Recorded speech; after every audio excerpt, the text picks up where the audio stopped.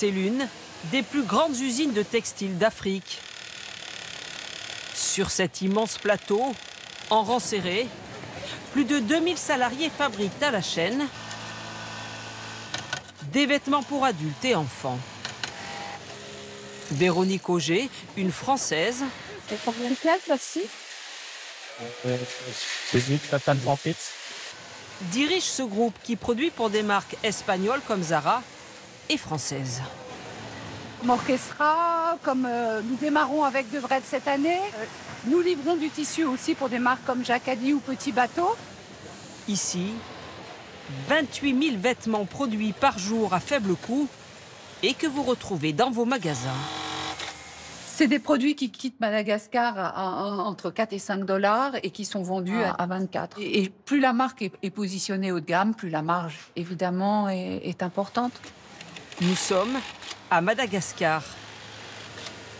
Ici, une centaine d'entreprises exportent dans le monde entier, y compris en Europe.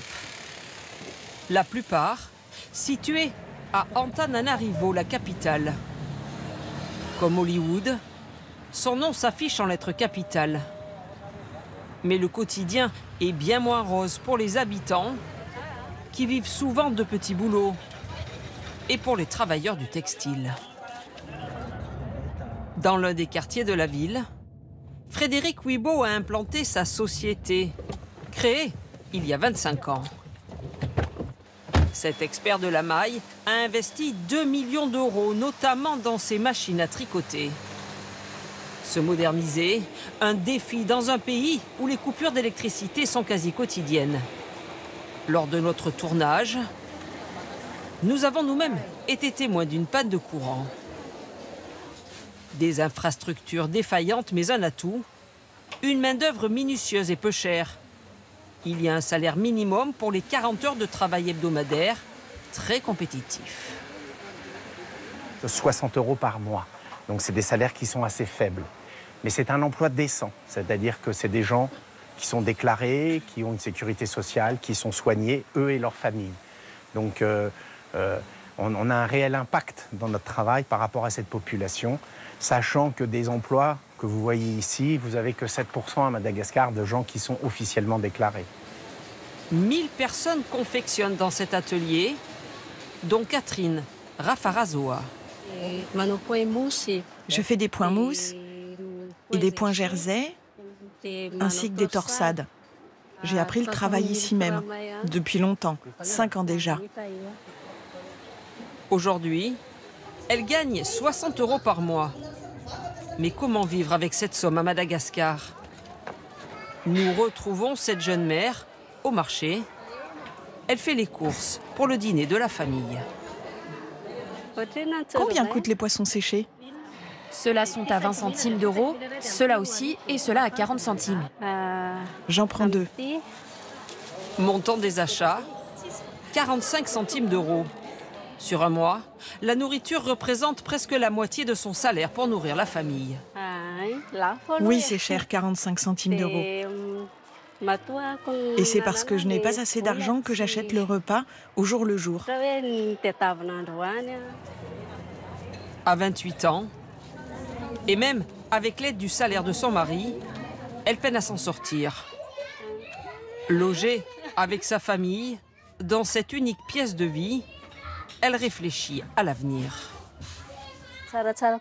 J'aime mon travail, mais si je trouve une autre entreprise qui propose un meilleur salaire et qui me permet d'améliorer nos conditions de vie, je partirai. Sinon, je resterai là où je suis actuellement. Demander des hausses de salaire, c'est la volonté de ce syndicat.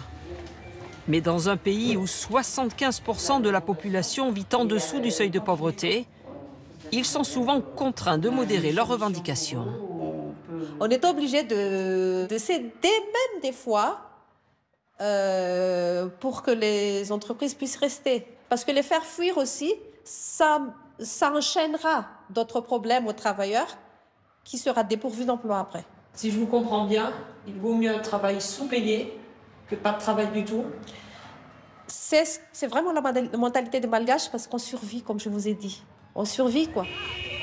De très faibles salaires, Mais pas de quoi concurrencer la fast fashion chinoise et ses énormes volumes.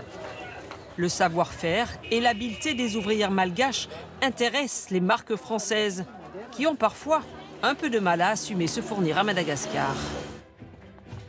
Nous les avons sollicitées à plusieurs reprises, d'abord par mail.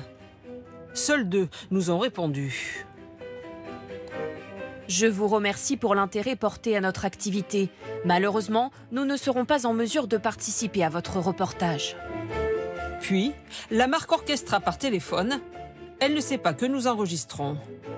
Est-ce qu'au moins vous me confirmez que la marque fait bien fabriquer à Madagascar?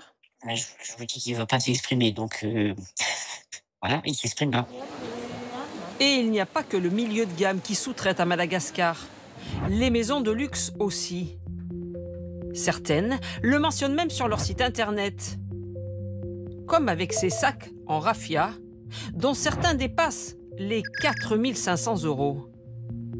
Ou les modèles à 1 100 € de cette marque du groupe LVMH. Nous nous sommes rendus dans l'atelier qui les fabrique en plusieurs couleurs et formats. À sa tête, Farhana Goulamali. Elle a fondé son entreprise en 2015. Donc il y a plus de raffia. Ici, 1000 couturières transforment cette plante tropicale naturelle produite à Madagascar. Avec les heures supplémentaires, elle touche plus de 80 €.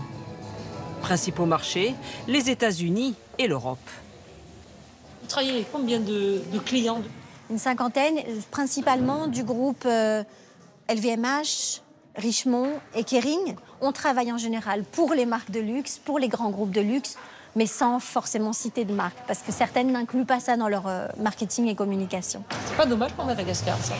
Eh bien, moi, je voudrais justement qu'on positionne Madagascar comme le pays du hub de l'artisanat haut de gamme et que ce soit reconnu mondialement, qu'on sait faire de la qualité, qu'on a des talents incroyables, c'est pour ça qu'on les appelle les mains d'or, et que Madagascar soit positionné sur la scène internationale comme telle. Contactée, la marque qui appartient au groupe LVMH reconnaît le savoir-faire malgache et assure investir pour construire une école et former des artisans. En tous les cas, le pays compte beaucoup sur le textile. Zone franche, avantages fiscaux. Il espère que la filière va continuer à se développer. Le textile est le premier secteur manufacturier et le plus gros employeur de main-d'œuvre après l'agriculture de Madagascar. Mais pour devenir un acteur encore plus important de l'habillement mondial, il devra corriger un manque d'infrastructures et une promotion insuffisante sur les marchés d'exportation.